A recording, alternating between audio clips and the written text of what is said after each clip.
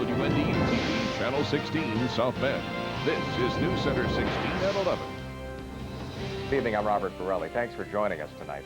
Cigarette taxes in Indiana could be going up. Last week, Senate Republican leadership announced that taxes could go up by 25 to 40 cents a pack, which isn't good for smokers or retailers who rely on out-of-state cigarette buyers.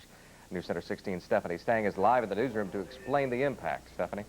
Indiana last raised its cigarette tax in 2002, and right now raising the tax again is only in the preliminary stages. But if legislation is passed, the state could gain millions. Along State Road 933 by the state line, the road is lined with cigarette stores. At the Smoke Shack, 80% of their customers are Michigan residents who would have to pay higher cigarette taxes if they didn't head south.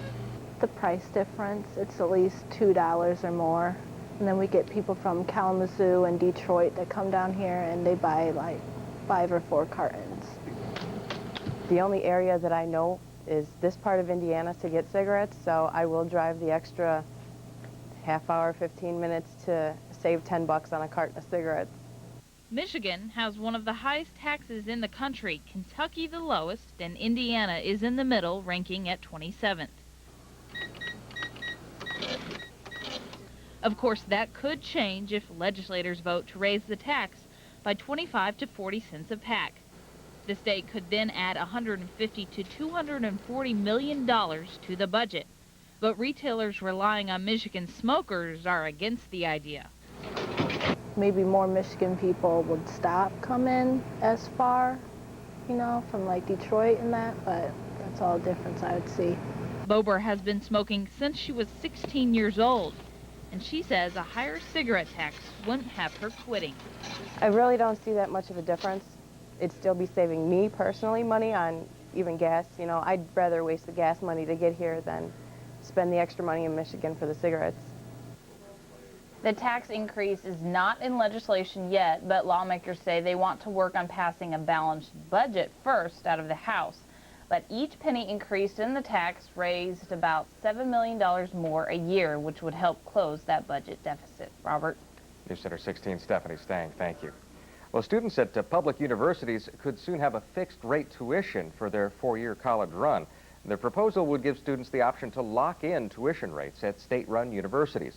Such a proposal is part of the Indiana House's budget bill, and if it passes the House this week, it would move to the Senate for consideration. Tuition and fees have doubled over the last decade at many campuses. The supporters say parents could better know costs without worrying about sudden tuition increases.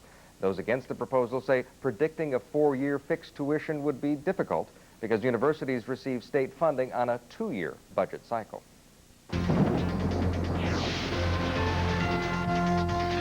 Well, things are looking a lot better for us for the rest of the night. The area of snow, rain, pretty much out of the area. Still a couple of areas of light drizzle, but live Super Doppler 16 not picking up much of anything anymore. So things have certainly calmed down. Now, the things we do have to worry about are some fog in the overnight hours. We are still seeing some of that out there already. That drizzle and light rain, again, should be ending overnight. Mostly cloudy skies expected for your President's Day forecast.